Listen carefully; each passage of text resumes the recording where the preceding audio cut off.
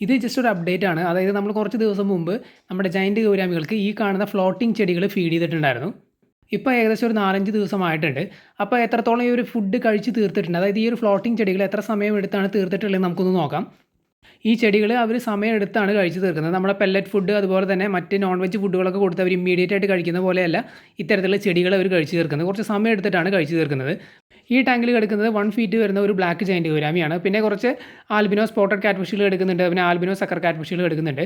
അപ്പോൾ ഈ giant gourami കുറേ കഴിച്ചിട്ടുണ്ട്, കുറേ ഇവിടെ ബാക്കി കിടക്കുന്നുണ്ട്. ഇനിയും ഇത് കുറേ സമയം എടുത്തായിരിക്കും ഇത് തിന്ന് തീർക്കുന്നത്.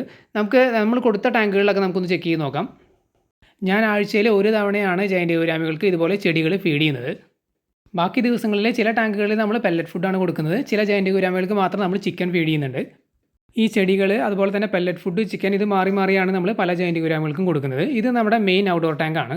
ഞാൻ പറഞ്ഞു നമ്മൾ ചെടികൾ ഫീഡ് ചെയ്ത് നമ്മളൊരു 4, 5 ദിവസം മുമ്പാണ്. ഇപ്പോൾ കണ്ടില്ലേ, ഇതിനകത്തുള്ള ഫുള്ള് ചെടികൾ ഓൾമോസ്റ്റ് തിന്ന് തീർത്തിട്ടുണ്ട്.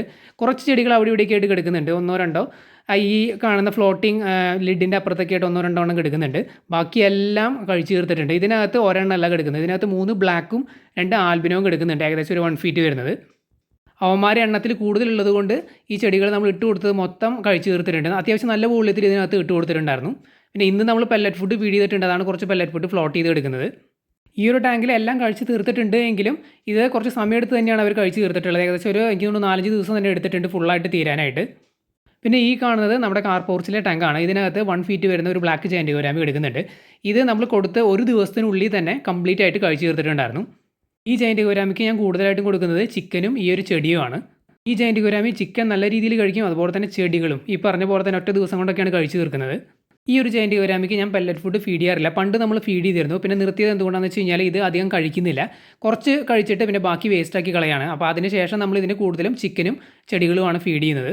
നമ്മൾ മീനുകളെ ഫോക്കസ് ചെയ്ത് കാണിക്കാത്തത് എന്തുകൊണ്ടാണെന്ന് വെച്ച് കഴിഞ്ഞാൽ ഞാൻ തുടക്കത്തിൽ പറഞ്ഞിട്ടുണ്ടായിരുന്നു, നമ്മൾ ചെയ്ത ഫീഡിങ്ങിൻ്റെ ഒരു അപ്ഡേറ്റ് ആണ്.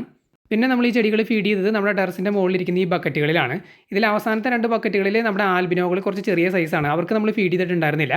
പക്ഷേ ആദ്യത്തെ 3 ബക്കറ്റിൽ കിടക്കുന്ന ബ്ലാക്ക് ജയന്റ് ഗൗരാമികൾക്ക് നമ്മൾ ഫീഡ് ചെയ്തിട്ടുണ്ടായിരുന്നു. അവർ കുറച്ച് വലിയ സൈസാണ്, 7 ഇഞ്ച് 8 ഇഞ്ച് വരുന്നതാണ്. ഇതിലെ 2 ബക്കറ്റുകളിൽ നമ്മൾ ഫീഡ് ചെയ്ത് ഒരു ദിവസം കൊണ്ട് തന്നെ ഫുള്ളായിട്ട് കഴിച്ച് തീർത്തിട്ടുണ്ടായിരുന്നു. ബാക്കി വരുന്ന ഒരു ബക്കറ്റിൽ മാത്രമാണ് 2 ദിവസം കൊണ്ട് മൊത്തമായിട്ട് കഴിച്ച് തീർത്തത്.